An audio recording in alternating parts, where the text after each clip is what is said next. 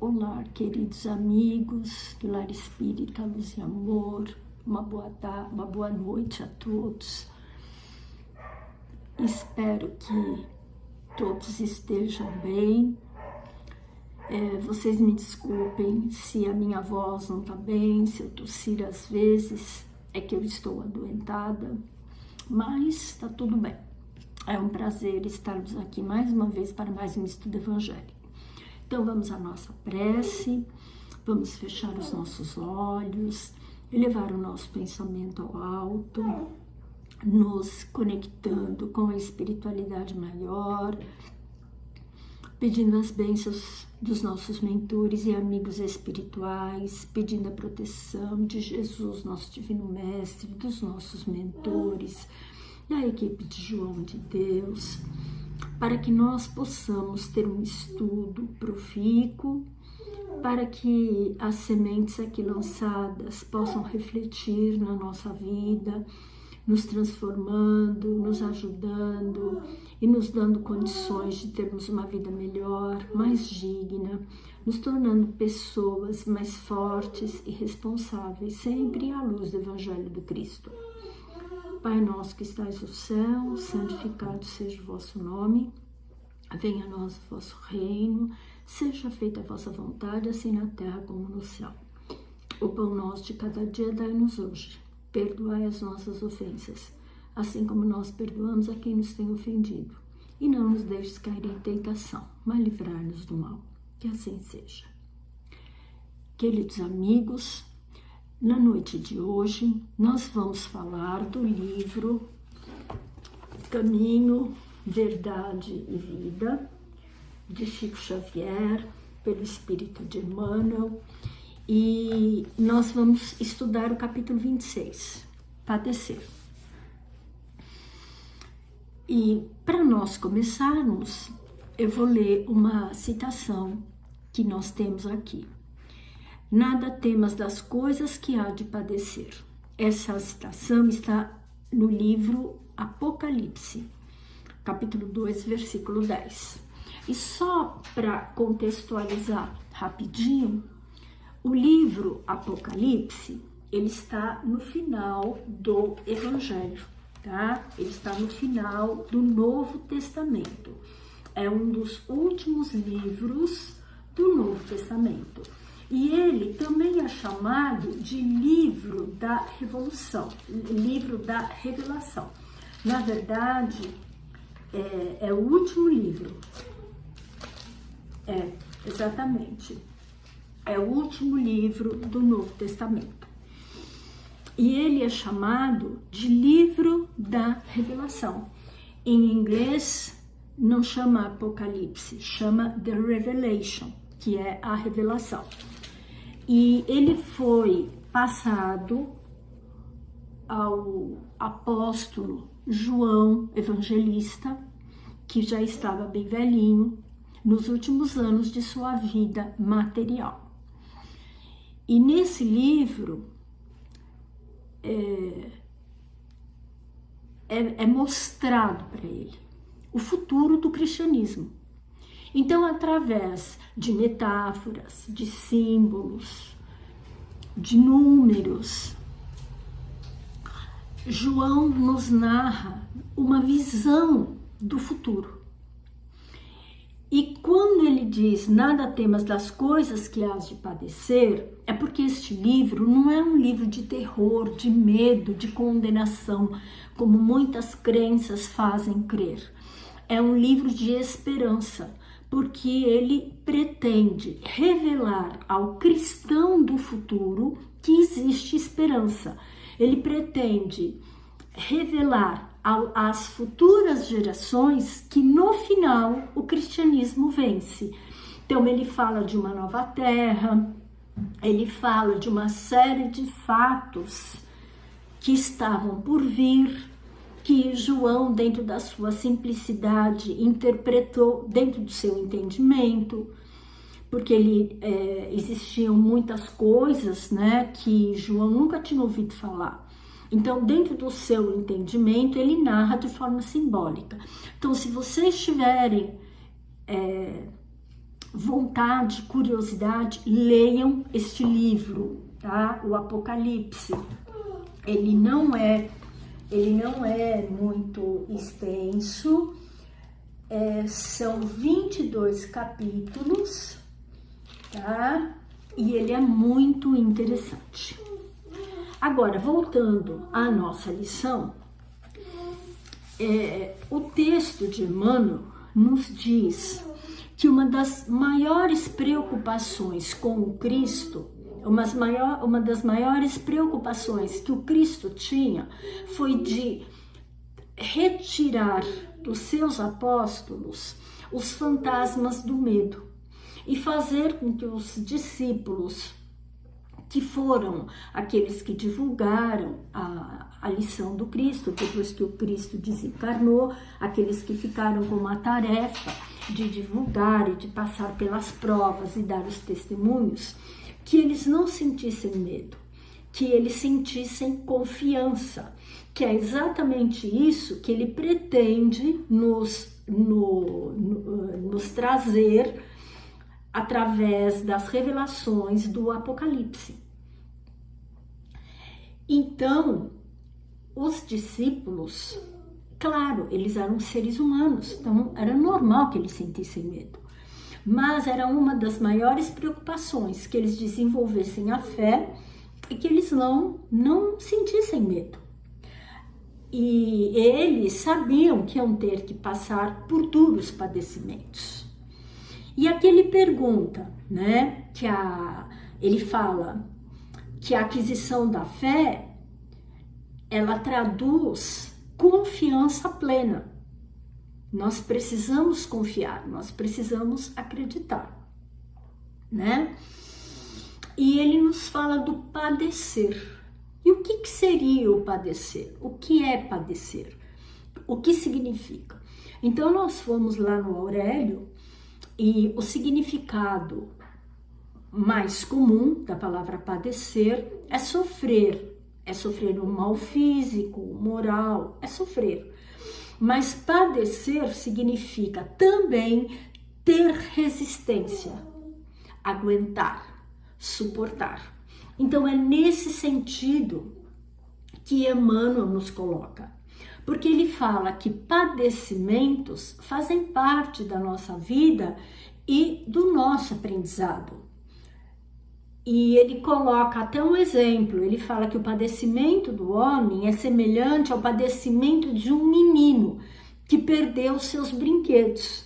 Então todos nós já fomos crianças e a gente sabe o quanto é doloroso quando a gente perde um brinquedo, quando a gente perde principalmente nossos brinquedos prediletos, ou no caso dos mais velhos como eu, que tínhamos muito poucos brinquedos, então quando a gente perdia um era horrível, né? Porque a gente não tinha como repor.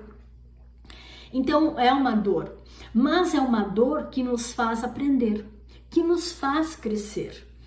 E que a gente não tem que se sentir sofredor, a gente não tem que se sentir revoltado, entendeu?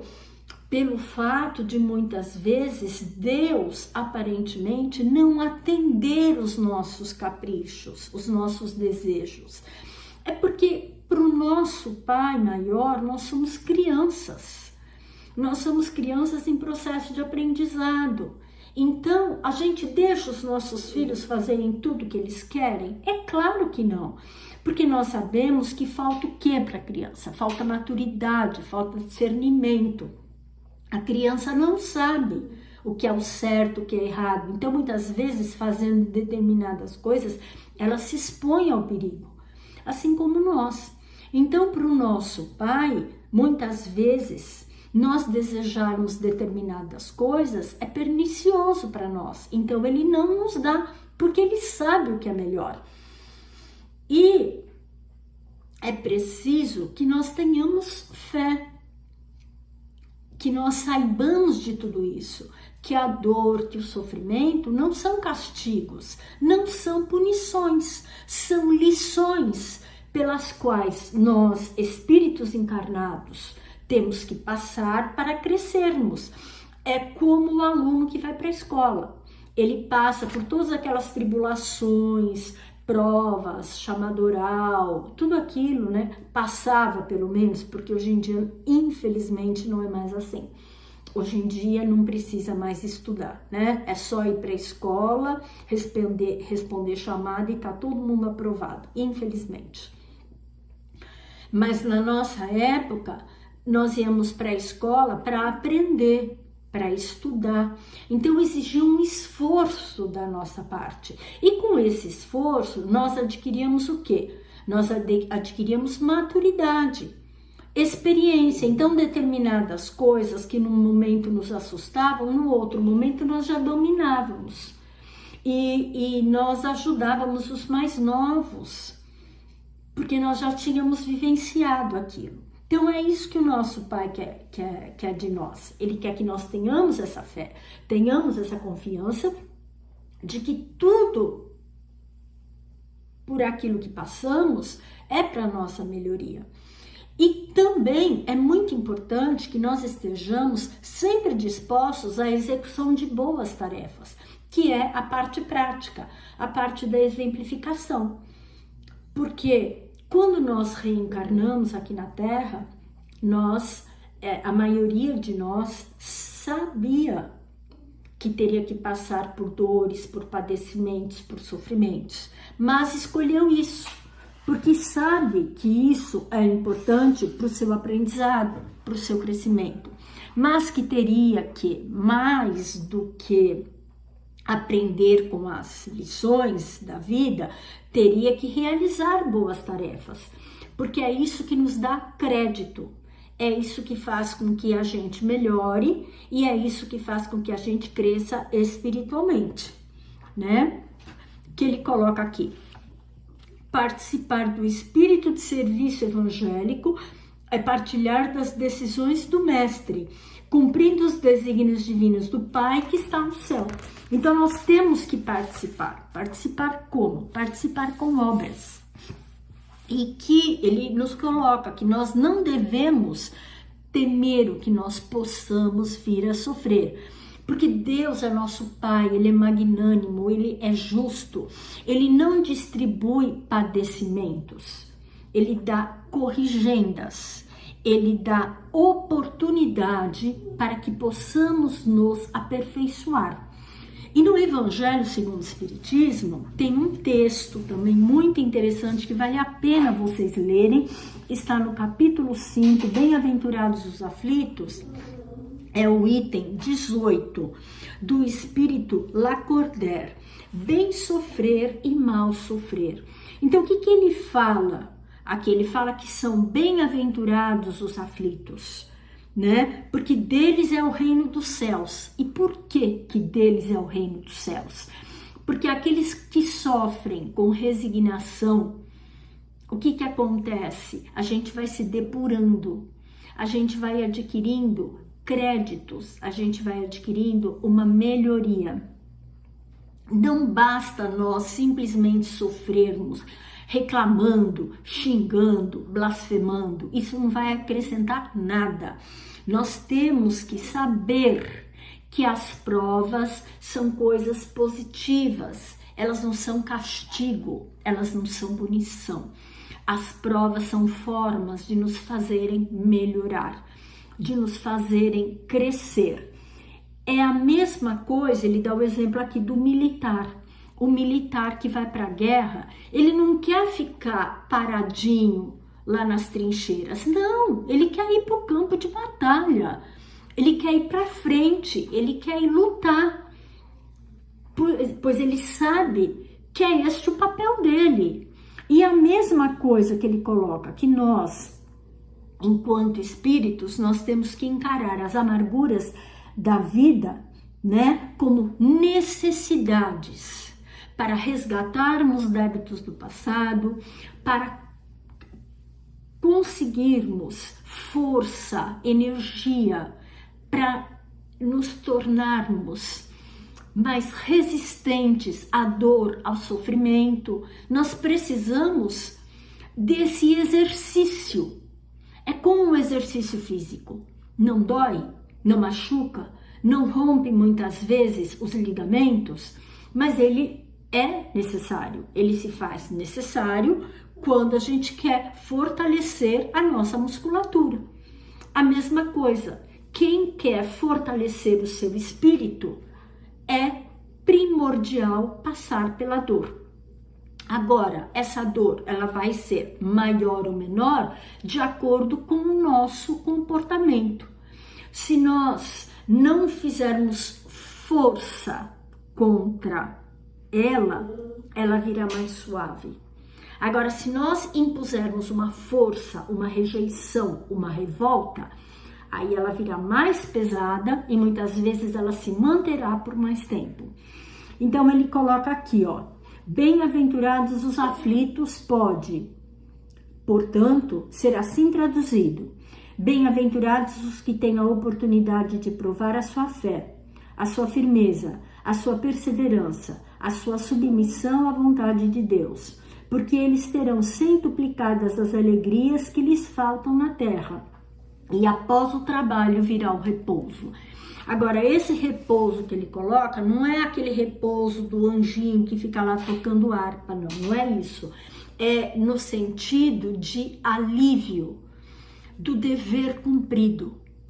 O espírito que chega na espiritualidade, que chega na erraticidade, consciente de que cumpriu o seu dever, ele tem essa sensação de alívio, de repouso. E já aquele que perdeu tempo, que não aproveitou bem sua lição, ele tem a sensação da dor e do arrependimento.